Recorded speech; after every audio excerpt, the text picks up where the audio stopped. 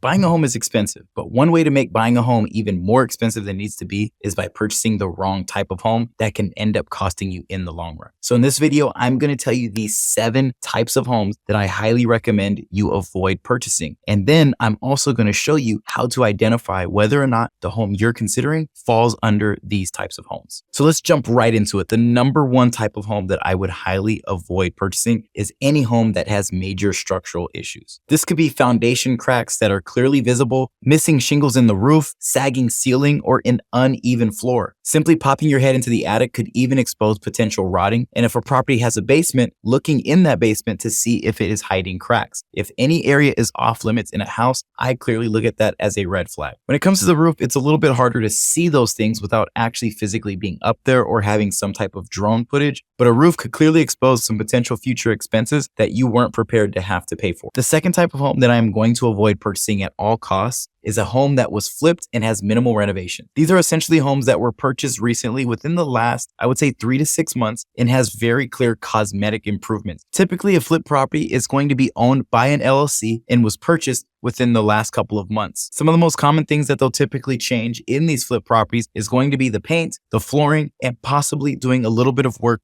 to a bathroom and some countertops. Sure, some of these improvements can be very appealing to the eye, but what they can also be doing is hiding some very clear issues at the home, like mold and even some potential structural issues like we talked about in the previous point. Another common issue that I see being overlooked with flip properties is plumbing. A lot of times they're not actually going in to make any changes or improvements to that. They're simply working around what was already there, which in many situations could be very costly as well. The third type of property that I personally am going to avoid because of having experience with is homes that are within strict HOAs. HOA stands for Homeowners Association, and this means there is going to be additional rules on top of the home that you are purchasing that could limit really just how you live your life. Many of these things could limit what you do to the property with regards to the improvements, how you maybe want to paint your home, maybe the certain color of the door that you have. I've even seen situations where your HOA will heavily enforce parking within the neighborhood. Some of these things can be really great depending on where you're living, but a lot of cases, your HOA can just simply cause you to have a little bit more stress in the home that you're living in and really feel like you're renting more than you're actually owning. Another personal experience I have with HOAs is they oftentimes tend to go up over time. I have a property that I purchased a little over 3 years ago now, and in the 3 years that I've owned the property, the HOA has gone up twice since buying it, and all of those things have made me consider selling that property in the near future. Another reason to consider not purchasing within an HOA could be your future goals with the home when you actually move on and decide to maybe rent the home out. You see, when you are owning a property in an HOA, there's going to be a set of documents called CC&Rs. It's essentially the bylaws within the community. And what you want to know is what are your restrictions in regards to how you can rent that home out. Many of these HOAs nowadays will have very clear or very detailed restrictions on what you can do with that home, like maybe no short-term rentals or no even mid-term rentals, and then restrict the fact that you can only have a long-term tenant lease within that community. This could oftentimes limit how much rental income you could receive on this property when you do convert it to a rental. The fourth type of home I recommend not purchasing is a home with poor energy efficiency. These types of homes are only going to raise your utility bills, which end up costing you more money in the long run. So one way to look and see how a home's efficiency is simply by walking around the property and trying to see if you can feel different drafts or if you feel different changes in the climate just by simply walking around the home. Homes with poor energy efficiency essentially are just going to be leaking out your utility bill. So you want to look for old windows, no insulation, and clunky furnace. Now, when it comes to the windows, this is going to be the types of windows that maybe are single pane windows, which oftentimes cause your heat to leak in colder climates. So you want to feel for cold air near the glass. And if you are considering still purchasing that home and it does have those single pane windows, you want to look into a quote and how much it could cost you, because the cost of replacing windows throughout a home can be actually pretty expensive. No insulation within walls are also going to jack up your electricity bill. And when it comes to the furnace, if they're older than 15 years old, this can guzzle up energy as well. So I highly recommend you listen for maybe sounds that are coming from that furnace, and also check the age to see when you maybe are going to need to replace it. The fifth type of home that I would avoid purchasing is hidden maintenance costs. This is going to be homes with a pool, septic tank, or large lots that require you to have to mow. Now, sure, one of those things could be what you're actually looking for in a home, but if you don't know what the cost is to maintain it, you could be in for a pretty big surprise. Pools can cost several $1,000s per year to maintain. Septic tanks need to be pumped over time, and homes on large lots in rural areas areas need to be maintained in mode as well. The last thing that you want to do is have that home become overgrown, and then it's going to be something that you can't even manage. The sixth type of home that I would avoid purchasing is going to be a home within a flood zone. Now, of course, in some parts of the country, it's pretty much impossible to avoid these things, but you need to understand that if you are purchasing within a flood zone, you're going to have an additional cost on top of your overall monthly payment when you're buying this house, because you're not only going to have homeowners insurance, but you're also going to have flood insurance. And flood insurance can cost you several $100s per month alone, which in many situations could be outside of your budget when it comes to the amount that you've set aside to be able to maintain this property. And then the last type of home that I would avoid purchasing is going to be a home that is in a high traffic or high noise area. This would be a home that is near a freeway, a fire station, a busy public park, and even a school. Now, sure, a school close by can be really nice. One thing that's often overlooked is the amount of traffic that is going to be within your neighborhood